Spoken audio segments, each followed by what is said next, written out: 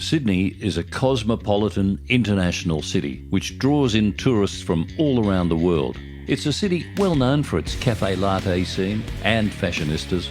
It's not known for what lies beneath our very feet in many parks, sometimes only a few kilometres from the city centre.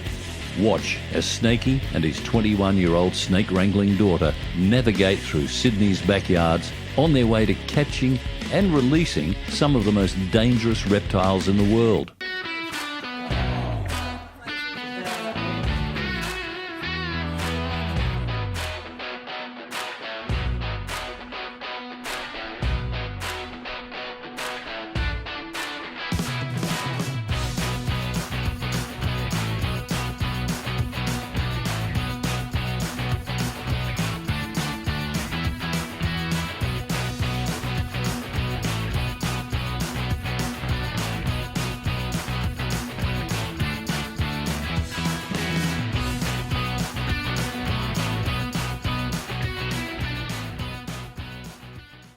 This morning, Snakey is dropping into the Royal National Park's area office.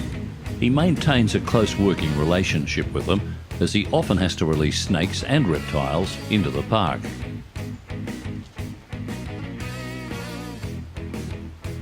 The 151 square kilometre national park is about 29 kilometres south of the CBD.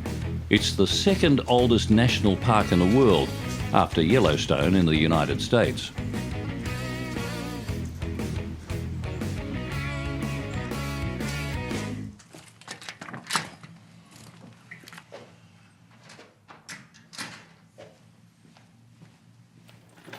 G'day, how you going? Yeah, good, Andrew. How you going? Good, mate. What do you got for us today? Oh, I've had another one of your snakes come out of the park and made its way into adjoining property. So as it is, we thought better come and let you know if we want to release it back in the park, if you've got any sort of certain areas you prefer it to go to. Oh, look, that's all right. I'll let you pick a good spot. I know you know what you're doing, and thanks for letting us know. Good luck with it. Absolutely. Thank you very much. Have a great day. You too. Bye. Bye. Snakey has decided to release the black snake on a large escarpment above Era. This oceanside collection of shacks was built by starving miners scavenging to survive during the Great Depression in the 1930s. Okay, so we've got this nice little red-bellied black snake here. Well, he's not that little, he's got a bit of size to him, a bit of girth. But he was found in a home adjoining the National Park, so we've just had to go and see the area ranger, let him know that we're letting him go back in the park. Okay, this is like a great little spot here for it to go looking for frogs and stuff through the water in the swamp. They love eating that. They eat the frogs, their favourite food. They'll eat lizards. They'll also eat other things such as eels and stuff when they get a bit bigger, which is quite amazing to watch. Let's look at this little guy out here and see how we go, eh?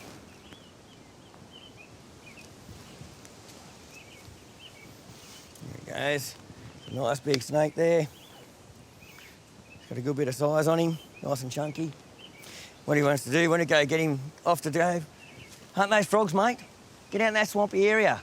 Move away from us. Come on. That's it. Beautiful.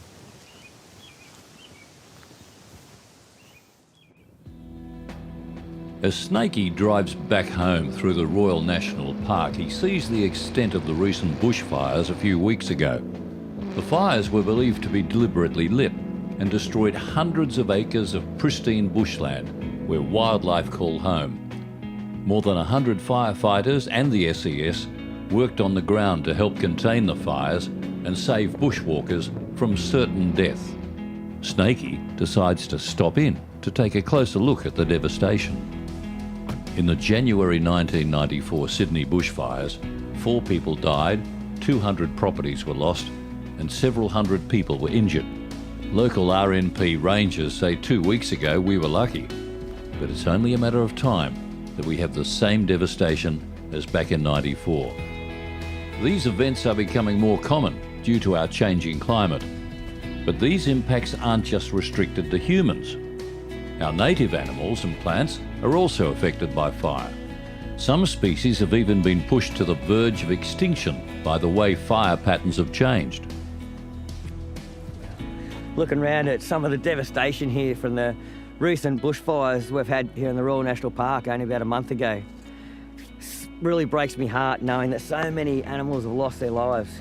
I often get a lot of people ask me too, do you get a lot more snakes around homes and stuff, trying to avoid and get away from the fires and outrunning it? Generally, sadly to say, snakes don't manage to often get away from the fires that quickly. They're not as agile as some wallabies and other animals like birds that can fly and get away from the heat and fires. A lot of times snakes will just look for spots like this to hide under and they'll get cooked. They get in rock crevices like this, they'll get cooked with the intensity of that fire. The lucky ones, they might find somewhere, a bigger hole, better overhang, somewhere right down deep where the intensity isn't so hot, and they might have survived it. Might just have a look around and see if there's any signs of life here, and it'd be really nice to see it if there is.